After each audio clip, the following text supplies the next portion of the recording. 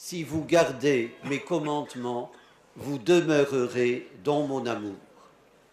Frères et sœurs, quand Jésus prononce ces mots, le Sanhédrin a déjà décidé sa mort. Judas est en route pour accomplir son œuvre. La passion a commencé. Les disciples sont profondément troublés. Jésus les rassure. Il leur révèle la profondeur de l'amour de Dieu, leur indique le chemin qui conduit au Père. Parler en même temps d'amour et de commandement semble antinomique. Ces deux termes ne vont pas ensemble. L'amour ne se commande pas. On ne peut obliger à aimer.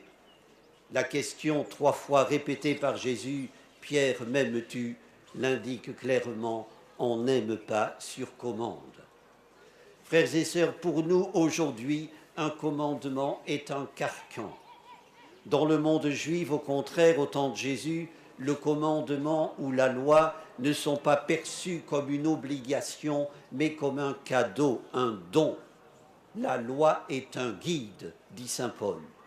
Son rejet peut certes donner l'illusion de la liberté, mais pas la liberté elle-même. Paradoxalement, la loi libère, elle facilite l'accès au divin et à ses demeures. Que tes ordres sont doux à mon palais, plus que le miel à ma bouche, chante le psalmiste. Frères et sœurs, l'amour par élection répond à un appel. Dans la tradition de l'alliance que Dieu fit avec nous, aimer, c'est en respecter les termes, se comporter de façon loyale, ne pas faillir à la parole donnée. Dans cet amour reçu et rendu, il nous faut demeurer, répète saint Jean. Demeurer, cela veut dire durer, fuir le provisoire et l'intermittent, sans que cela coûte, sans que cela encroute, sans que cela tourne à l'endurance ou à la monotonie.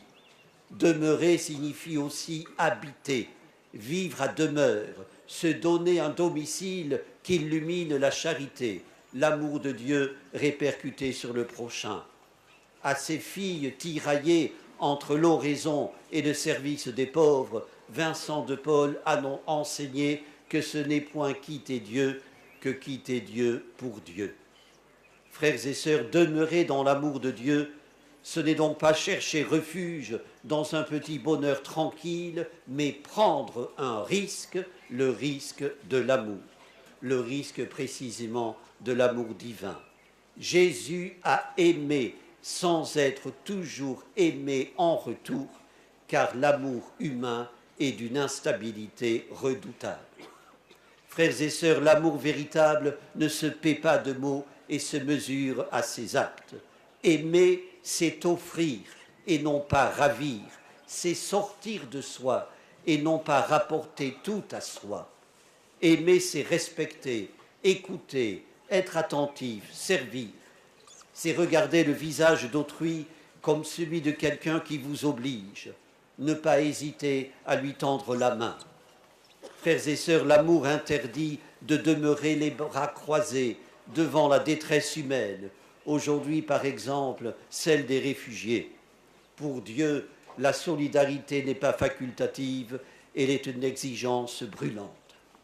Frères et sœurs, en conclusion de ce chapelet, je vous invite à unir notre prière à celle du pape François, prononcée le 16 avril dernier lors de sa visite aux réfugiés à l'île grecque de Lesbos. Dieu miséricordieux et Père de tous, réveille-nous du sommeil de l'indifférence, ouvre nos yeux à leur souffrance et libère-nous de l'insensibilité générée par le confort mondain et l'égocentrisme. Aide-nous, en tant que nation, communauté et individus, à voir que ceux qui viennent dans nos contrées sont nos frères et sœurs.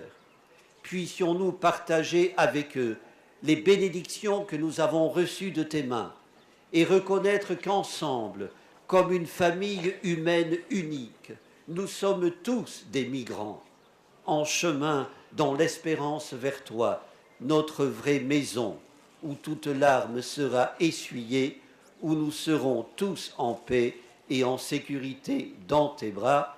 Amen.